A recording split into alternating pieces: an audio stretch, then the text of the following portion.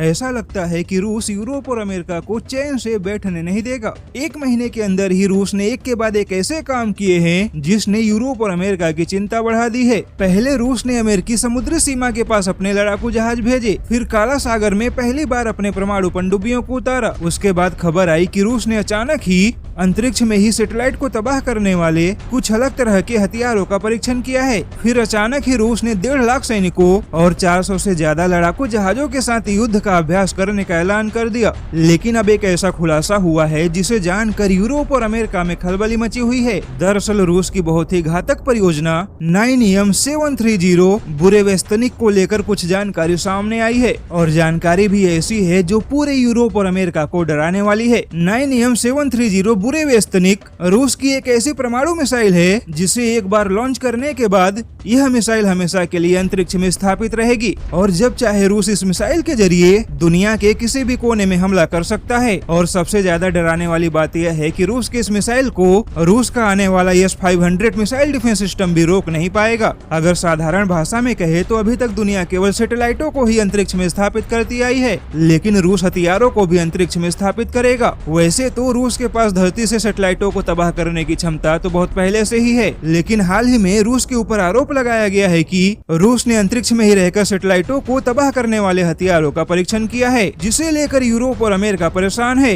अब ऐसे में दुनिया व्लादिमीर पुतिन की योजनाओं से डरी हुई है कि रूस ऐसे हथियारों पर इतनी तेजी से काम क्यों कर रहा है जो केवल अंतरिक्ष में ही तैनात रहेंगे। और अगर रूस इन हथियारों को अंतरिक्ष में तैनात करने में कामयाब हो गया तो फिर इन्हें धरती से भी नष्ट नहीं किया जा सकता। अब ऐसे में देखा जाए तो पश्चिमी देशों ने रूस के ऊपर भले ही प्रतिबंध लगाकर रूस की अर्थव्यवस्था को कमजोर कर दिया हो, लेकिन रूस के हथियारों को कमजोर नहीं कर पाए। और अब रूस एक के बाद एक अपने हथियारों के खुलासे से यूरोप और अमेरिका की नींद उड़ाने में लगा हुआ है।